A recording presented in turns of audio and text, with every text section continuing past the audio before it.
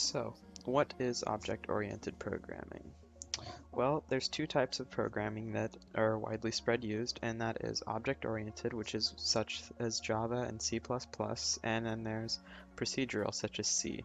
Procedural is when the program, like the compiler, just runs down in a line of all your code as it appears and then executes the code.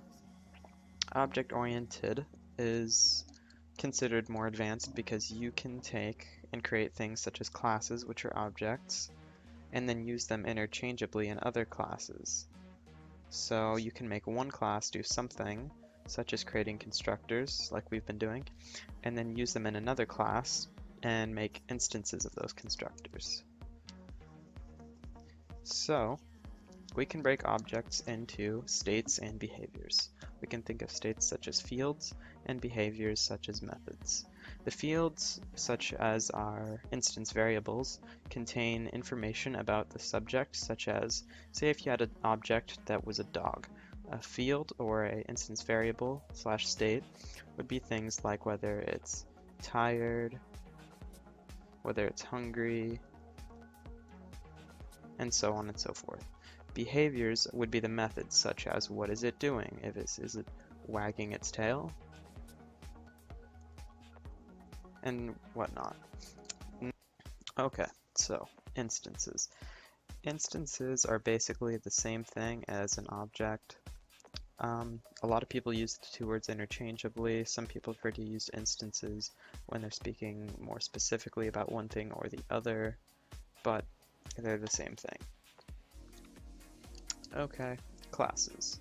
So, classes are basically blueprints containing all the information about creating new objects. So, if you have a class bicycle, it's going to contain things such as the wheel size and more information on all bicycles.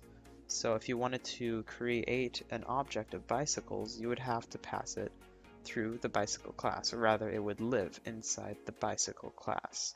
That's where it belongs. Abstraction. Abstraction it's a way of segregating things, and basically an abstract class is a class that isn't complete. So you cannot create or you can't instantiate instances of that class.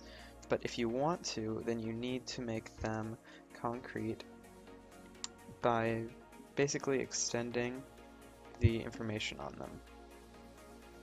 So more or less something that is abstract is something that is not complete, but it can receive more data. Alright, constructors. Constructors are like methods, but they're not just any methods, they're special. What they do is they create an instance of that class with information that you pass on to them. You can set them as default constructors, so if you have a constructor for a circle, you can make it set the radius to 1 by default, or you can have it set the radius to whatever the user enters when they call, or when they rather instantiate a new circle object. And encapsulation. Encapsulation is a technique of hiding your bits of code by making the fields private, so that way they can't be accessed from outside the class. And the way you change them is you use mutator methods, which can access the private variables without having to give away little bits of your code. Encapsulation is also really important because it makes a barrier, sort of, that prevents your data from being accessed randomly by other bits of code that's defined outside the class or whatnot.